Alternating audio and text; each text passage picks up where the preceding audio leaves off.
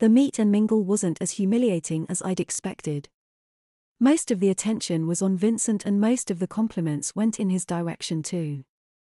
I was a little envious of my brother when people told him how smart and grown up he looks in his conservative skirt, shoes, and blouse. His hair is brushed into a simple low ponytail and his makeup is natural and subtle. Having spent the night in rags, my hair is as curly can be, and with the addition of a candy pink ribbon tied in a bow, is also very girly. The few acknowledgements I received included the words pretty and prissy, and more often than not, my very visible flat bra was also mentioned. Mother was clearly very proud of me and my attire, and made it clear to those we chatted with that I wasn't a full-time petticoatee, but was only doing it for the day to support my brother. "Oh, that's a shame," was a frequent response. One woman even said that petticoating should be compulsory because males only know their place when petticoated. Initially I thought that compulsory petticoating would be horrendous, but thinking about it, my biggest fear wouldn't exist as all the other boys my age would be petticoated too, just like so many are here at Malham Hall. Vincent left us to go and don his graduation robe and take his place with the others. Mother and I took our seats and waited for the ceremony to begin. A boy about my age clad in a curious all-in-one shorts and top outfit followed his parent or guardian to a seat a few rows in front of us. His hair is very boyish and no makeup decorates his face. His outfit is sky blue with a white round collar, trimmed with lace, and is clearly a feminine garment. The shorts are short, as are his sleeves, and his legs, like mine, are completely free of hair. He wears a pair of thin white pop socks and sky blue T-bar sandals, but instead of fastening with a buckle, they have a broad satin ribbon tied on a bow atop each foot. I learned the name of his outfit when Mother said that playsuit looks lovely, doesn't it?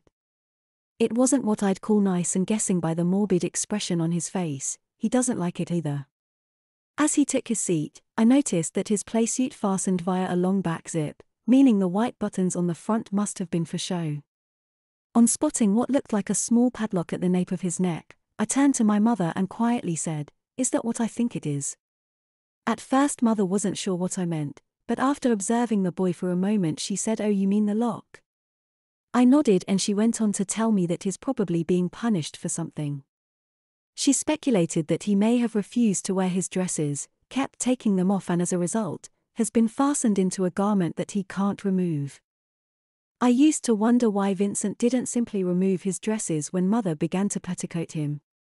I've often wondered why I didn't do the same, as it is the obvious thing to do, but if the consequence is an outfit like that, I'm kind of glad I complied. "What if he needs the loo?" I asked. "I expect he's wearing a nappy." Mother replied, "Plain as day." I recalled the multi-packs of Tennessee I'd spotted in the lingerie shop and suggested that such a practice was maybe a bit extreme. Mother said it's quite common for petticoated boys to be put in nappies, and mentioned that she herself had almost put Vincent in nappies when he first became Sonia. "Why?" I asked. "Because he refused to wear his knickers," Mother replied. I was slightly agog with this revelation. My own mother was willing to put brother back in nappies, just because he didn't want to wear knickers. Once he knew what the options were, he made the right choice, she smugly informed me. After a short pause she said, "You on the other hand needed no such encouragement." She threw a wry smile at me. "I had no trouble putting you in knickers." "No trouble at all," she proudly added. Surely I put up a fight, I figured. But on reflection I guess I did simply accept my first pair of knickers. It was Christmas morning and I'd put them on before Mother was even out of bed. I remember quizzing her about the pack of school knickers she gave me that very same day, but thinking about it, I just did as I was told and wore them after school every day, and my defiance was nothing more than a whiny "oh moo." Do I have to?